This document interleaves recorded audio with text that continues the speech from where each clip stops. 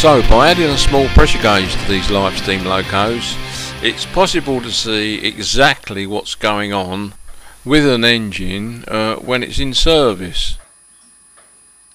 Here you can see the engine building up steam pressure. It's gone past the 10 pounds a square inch, now past the 15 pounds a square inch, heading towards 20 pounds a square inch. This slowly builds up to its maximum pressure of 30.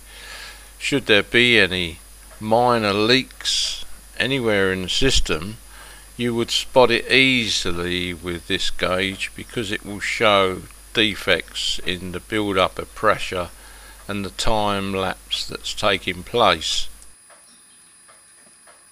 Now we're at its operating pressure of 30 psi. Watch the needle on the gauge as it dips fractionally with the safety valve lifting.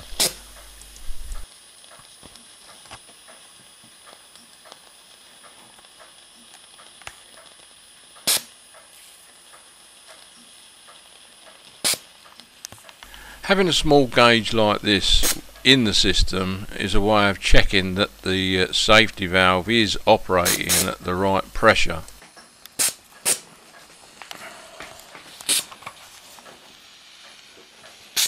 With no steam being used, the pressure valve lifts quite frequently. But on the track is a different story. Here the engine's running round and the pressure's reading 20 pounds a square inch, which is lower than its operating pressure. But if the engine carries on round the track a few more circuits, it soon builds up its lost pressure to 30 psi.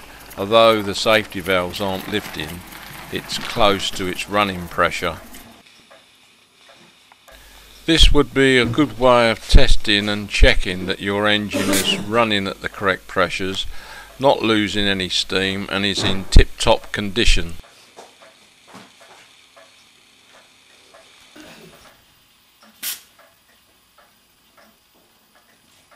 I think I'll redesign the fitting to the tender boiler and make it a bit more of a neater and smaller job.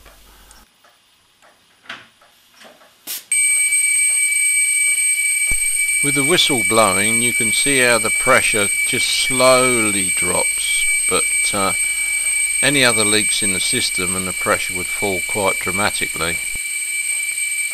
Shows that steam generation is not really sufficient to maintain the whistle at all times. But once the whistle is turned off, the steam pressure soon builds up to its working pressure of 30 psi.